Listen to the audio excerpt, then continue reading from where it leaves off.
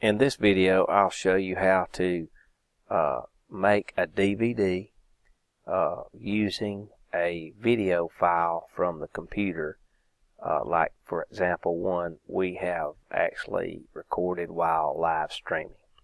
So here we go. First thing you'll do is go over and on the desktop to the Cyberlink program, Cyberlink Power2Go10, and double click it, and this program will open up, and we're gonna make a video disc. Now a video disc and a data disc are two different things, if you don't know that already. So in this case we're going to make a video disc, and we're going to make a DVD video disc.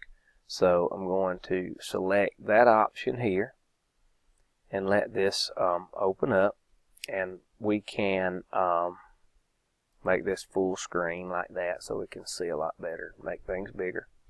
Now what we want to do is, some of these things are default, like this says my videos or whatever, and that's just a default name and a default design here. So what we're about to do is we're going to make a video of a baby dedication service that was recently held. So what I'm going to do is, instead of this saying my videos, I'm just going to highlight it like that and rename this to baby dedication, and just maybe put the date April, it was the 17th, 2016. Maybe I want to put like the church name in there. So let's put West Sunny Side Community Church. And that's kind of big. I'm going to accidentally make a typo there. But the thing is, we can shrink this. Like I can highlight that. I can change that font to 28 or whatever. It's kind of stuck over there to the side, so we can center it. We can drag this around. We'll probably need to shrink that font to about 20. Yeah, that's better to keep it inside here. Now this thing to me looks kind of bland.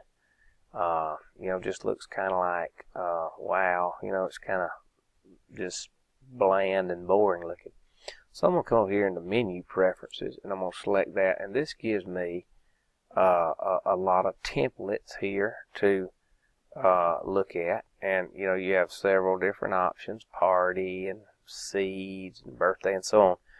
And since this is kind of a baby dedication, maybe this theme of kids might look pretty good. So we can click on that and kind of get a little overview of it. And you know, I kind of like that, so I think I'll just apply that to all pages.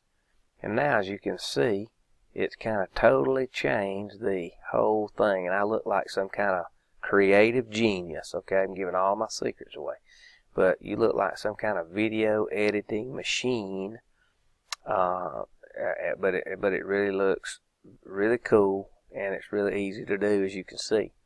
Now, really all we have here is a title screen, so we need to put some content in here, right? We need a video in here. What are we doing?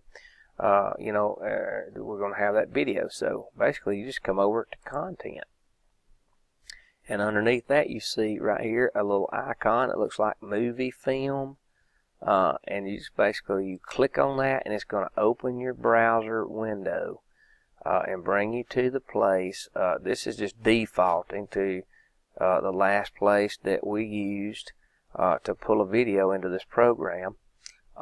So I'm going to have to kind of move out of here, because I know my video that I'm using is in the videos folder, and it's the baby dedication 2016 edited. There's a tutorial of how I made this video. You'll want to watch it if you need to edit your video first.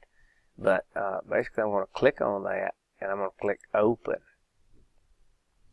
and as you'll see, it comes over here and gives me a menu bar, and it begins to add that, and then all of a sudden it left the golden retriever, and we're showing a picture now of our church sanctuary. because this kind of just picks a place to to start showing, and there's really no necessarily an important feature there or anything that the icon will be fine. And this area is where the viewer will select this area to actually play this video.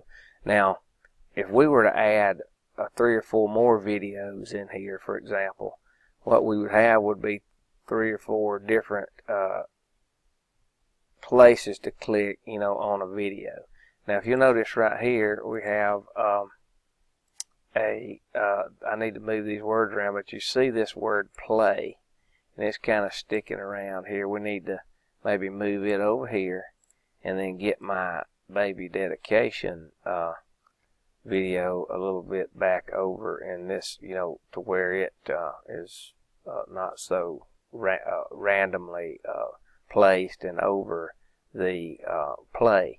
Now you can check this out, like move this stuff around, see how that works, and just play with that a little bit, and you just kind of have to move it around, just drag it around to what you like, and when you get it where you like it, just leave it alone, just stop. And right here you have an option to preview kind of what this will look like when someone pops in the DVD into their DVD player. So you can click on preview, and you'll see my screen will go to what will actually take place before they play this video.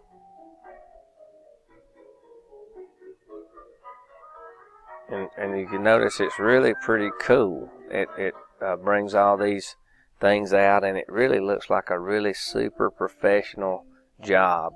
And it is, but it's easier than it looks like it was.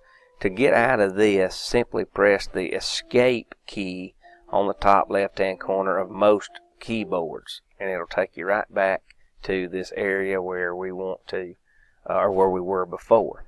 And so if you like everything that you have so far, then you pretty much are ready to burn this this DVD. And so what you'll want to do is just basically click the burn down here in the bottom right hand corner, and it brings up this pane right here. Now notice right here this says disk volume label, and over here it says new volume.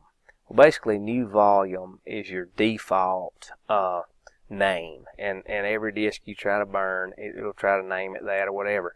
So I kind of like to change these, and maybe I put baby dedication here so it looks a little more professional. When it gets into someone's computer, it looks like we've changed it, or it looks like we kind of might know what we're doing. Now, right, if you'll look here underneath final output, there's some check marks, and we don't necessarily need to create a folder here, so I'm not going to check that, but we definitely want to be burning it to a disk. And over here it gives me the number of copies that I need. So obviously if you're making a DVD and 3 people want one, you're going to change that to 3. In this case, 1 person wanted this DVD, but we actually dedicated 3 babies. So I'm going to assume once that person starts talking about that DVD, there may be a couple other families, or even more. Maybe mom and dad want one, and grandma and grandpa and so on want one. You could wind up needing 5, 6, 8, 10 of these or whatever. But in this case, I'm not going to make those 10. I'm just going to make 2 videos. One I'm going to give to the person who's requested it. My second video I'll use as a master, and I can duplicate that video or that DVD in our DVD duplicator, or it can be duplicated from most computer software such as this Cyberlink. You can duplicate a DVD in Cyberlink. So now we're where we need to be.